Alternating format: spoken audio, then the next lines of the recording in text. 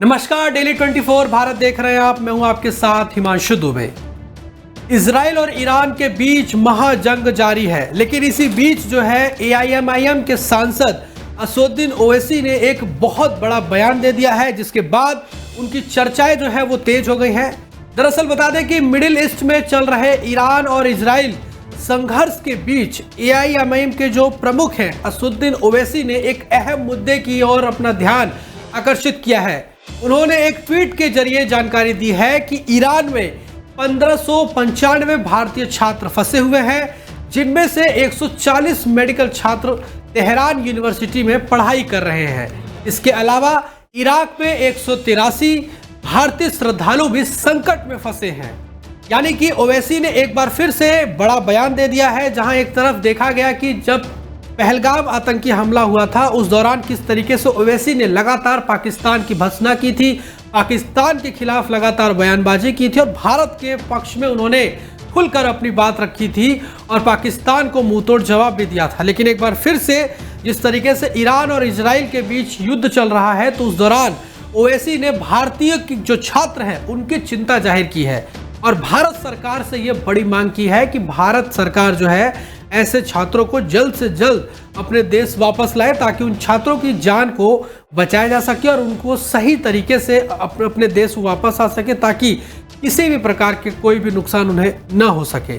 दरअसल ओवैसी ने बताया कि उन्होंने विदेश मंत्रालय के संयुक्त सचिव यानी कि PAI आनंद प्रकाश से संपर्क किया है और वहां फंसे सभी भारतीय नागरिकों की पूरी जानकारी भी साझा कर दी है। उन्होंने विदेश मंत्री डॉक्टर एस जयशंकर से तत्काल ईरान से भारतीय लोगों को निकालने के अभियान को शुरू करने की अपील की है। वहीं तेलंगाना से संबंधित छात्रों और श्रद्धालुओं की सुरक्षित वापसी के लिए भी ओवैसी ने तेलंगाना के मुख्यमंत्री कार्यालय से भी अपील की है।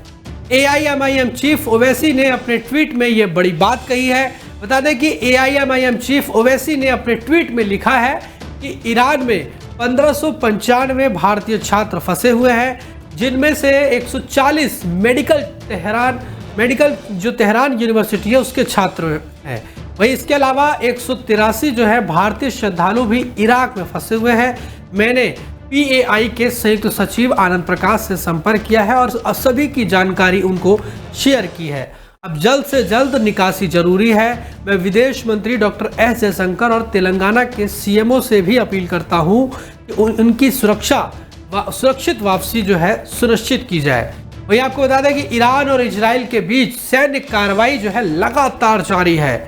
इस समय ईरान और इजराइल के बीच चल रही सैन्य कार्रवाई से न केवल इन देशों बल्कि आसपास के इलाकों में भी स्थिति अस्थिर दिखाई दे रही है। एयर स्पेस जो है बंद हो गए हैं। लगातार बमबारी और ड्रोन हमलों की खबर सामने आ रही है। यानी कि एक तरफ जहां इजराइल भी लगातार मिसाइलें दाग रहा है, ड्रोन हमले कर रहा है, तो दूसरी तरफ जवाबी कार्रवाई में भी ईरान भी लगातार जो है बमबारी करता हुआ नजर आ रहा है। लेकिन इजराइल ने खुलकर चेतावनी दी है कि इस बार ईरान को इसका खामियाजा भुगतना पड़ेगा और उसकी कीमत भी उसे चुकानी पड़ेगी। ऐसे में भारतीय नागरिकों की जान को खतरा होने की आशंका को नकारा नहीं जा सकता है, क्योंकि जिस तरीके से वहां की स्थिति बनी हुई है, ऐसे में कई लोगों की उसमें जान अभी तक जा भी चुकी है और ऐसे में ये खतरा बना हुआ है कि किसी भारतीय नागरिक की जान या छात्रों की जान उसमें ना जाए। इसीलिए अभी से विदेश मंत्रालय से संपर्क किया जा रहा है, ताकि भारतीय जो लोग हैं, छात्र, उनको सकुशल भारत वापस लेकर आया जा सके।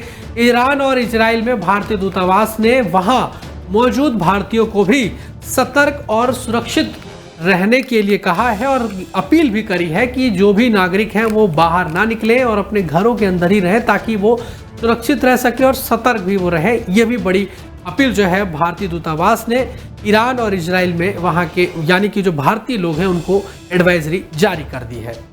फिलहाल अब ये देखने वाली बात रहेगी कि आने वाले समय में और वहां पर किस तरह की स्थिति बनती है, या ये युद्ध और लंबा चलता है, क्योंकि अगर युद्ध लंबा चलेगा तो निश्चित तौर पर इससे न केवल ईरान और इजराइल के लिए बल्कि पूरी दुनिया के लिए एक संकट वाली स्थिति पैदा होगी और पूरी दुनिया में एक खतरा जो है वो पैदा हो सकता है, आर्थिक नज़रिए से भी और जो है मानवता के नज़रिए से भी। अगर देखें तो लोगों की भी जान जाएगी, तो बहुत ज़्यादा हानि होने का जो है चांस है और जो दुनिया है वो भी दो हिस्सों में बढ़ जाएगी और एक कहीं ना कहीं विश्व युद्ध छिड़ने की भी आशंका इस पूरे युद्ध के दौरान दिखाई पड़ती है। फिलहाल इस रिपोर्ट में अभी इतना ही। बाकी देश और दुनिया की तमाम बड़ी खबरों को देखने के लिए आप देखते रहिए डेली 24 भारत। नमस्कार।